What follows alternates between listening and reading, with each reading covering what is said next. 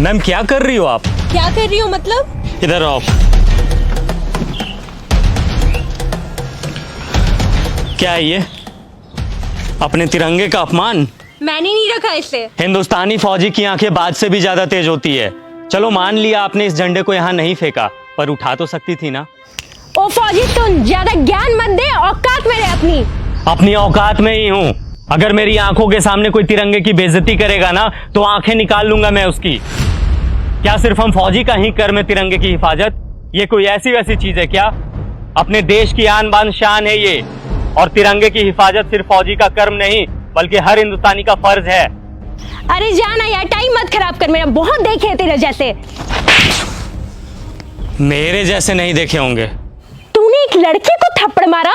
लड़की को नहीं मारा बल्कि बदतमीज लड़की को मारा।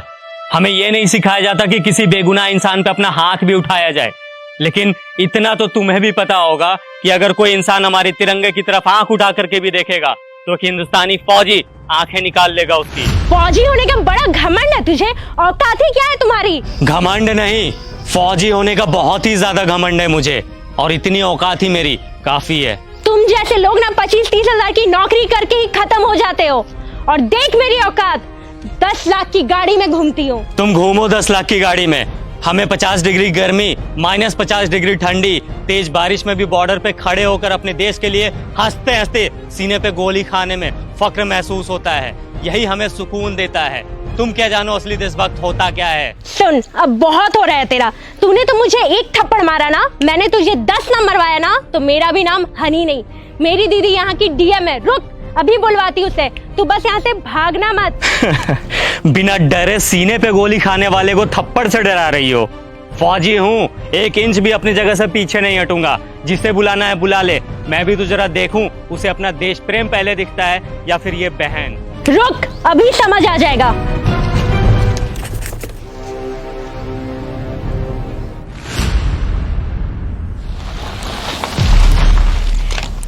दीदी, यही है वो इंसान जिसने मुझे थप्पड़ मारा है।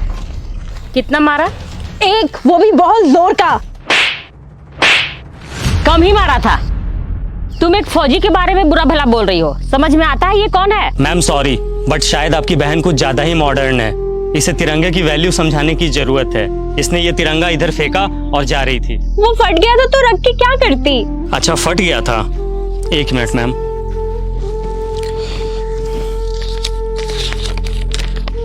ये कितने का नोट है? 100 का। अब कितने का है? 100 का। अरे क्यों, फटने से इसकी वैल्यू खत्म नहीं हुई? मैं भी फेंक देता हूं इसे। बड़े शर्म की बात है, एक नोट फट जाने के बाद भी अपनी वैल्यू नहीं खोता, चाहे वो 10, 20, 50, 100, 1000 कितने का भी हो।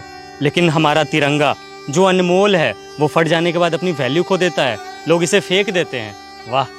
अब आपको कुछ बोलने की जरूरत नहीं है। आई एम सॉरी, मुझे सब समझ में आ गया है।